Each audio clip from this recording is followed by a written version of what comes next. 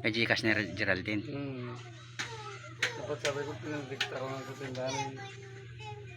Dahil na sirado si Mayit eh.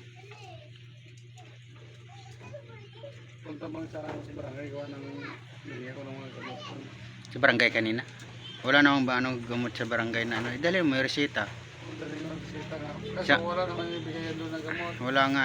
Saan ka ba nagpa-check up? Doon sa Balibago? Wala rin binigay yung gamot. Wala.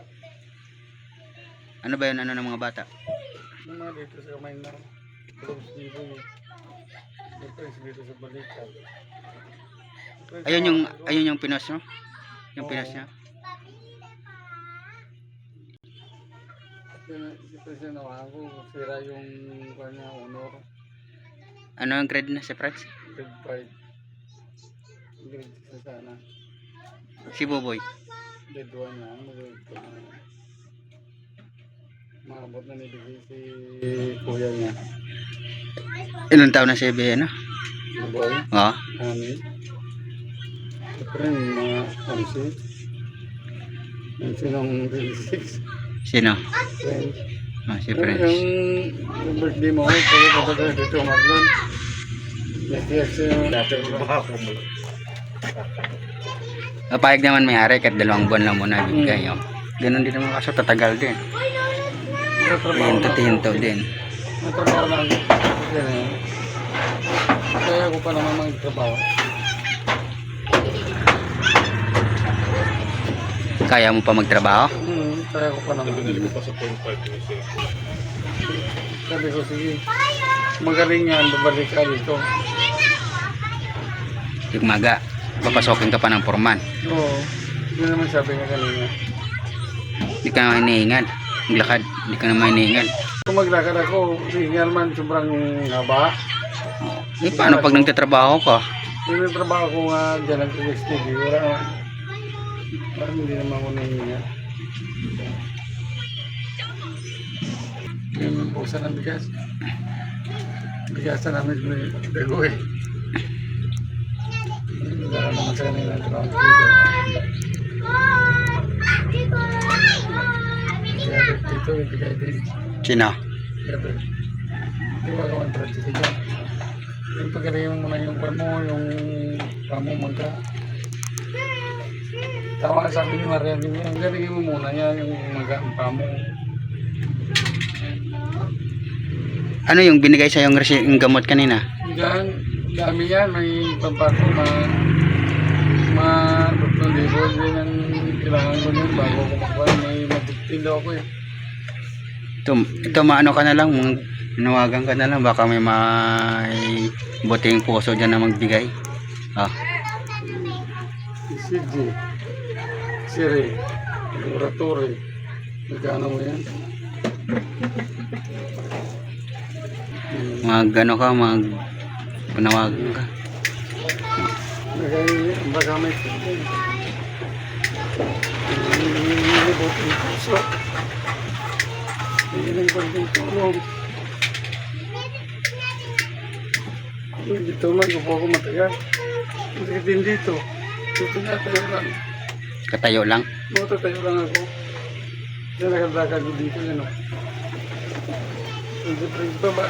Paano naman nakadakad ka? Pag nakahiga ka na, sakit din pag matagal. Wala naman, naghiga ko. Kung gusto na itayo mo lang.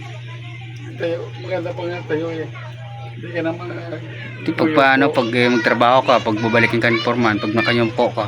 Wala naman problema yan. Mas maganda yan ay palitada mo lang ako. Nakuha na ako, tayo lang ng tayo. Hindi naman upo. Ngayon ko dito, hindi kain kami. Masakit na yung kwanan dito. Dito ko.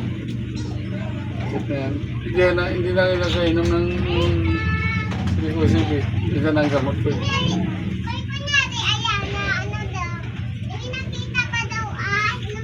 Sabi ko kaya nag-post nga ako rin. Sabi ko sino sana mga kahit kunting tulong na. Bilhin namin ang gamot ng anak ko.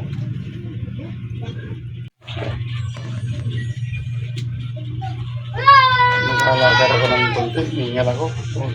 Hindi ka na nga pa na niya kahit pa punta ka sa trabaho mo, hindi ka na pa trabahuin yan. Hindi ka na pa niya ng foreman. Ilang buwan na hindi nabayaran? Apat? Opo, ganun mga yun. Magkano? Sa tubig nyo? Tubig ko. 1.5 yan eh.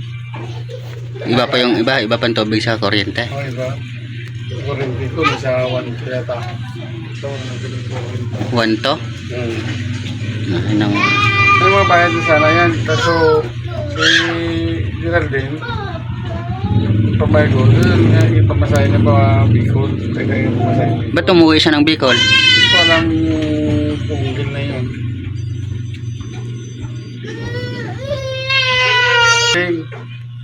Sabi niya sa akin, palagi ko sa gawin ni San.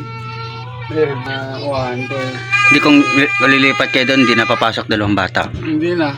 Maana yung pasok. Kaya hindi naman sila nakapasok. Hindi na sa mga pasok. Kaya nang yung friend. Pumunta nga doon yung ano, may pumunta daw yung yung sa barangay. Kung ano daw yung balak mo, ihatid ka daw ng barangay kung saan ka pupunta. Kung may pupuntahan. Kasi yung bahay daw hindi na nababayaran. Yun ang sabi. Oo nga. Sabi ko, kung binigyan na takbo yung 5,000 na yun. Nabayaran ko to, isa na kami. Kahit sa magpunta basta mabayaran na namin. Dinala niya ang pera. Oo. Hindi nakakakuha bago umalis nun.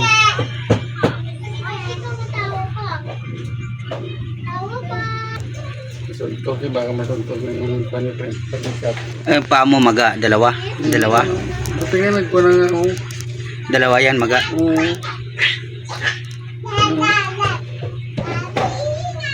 Iyang ano mo dito mo ba't namumula? Nandyan. Hindi ko alam ba sa ano. Pati dito mo sa ano. Ito. Sa kuko yata. Si Prince na nakikita. Tapos, sabi ko, kinamot ko lang yung kagabi. Sabi ko. May kurente pa kayo ngayon? Pinutulan na? Hindi pa. Hindi man paputulan niya. Ako man nagkaayos niya mga kwente dito. Ay, kuha ko na kahit matubig niya. Huwag kaayos dyan.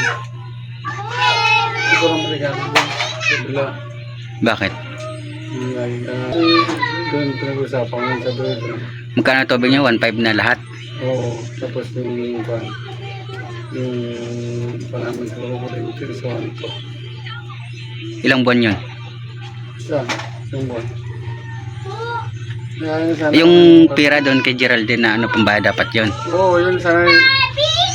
Ikuha ko doon sa Congo. So pare, pera muna ako pambayad sa bahay. At ang tira dyan, at sikap ko. Sige, ang kamali ko naman.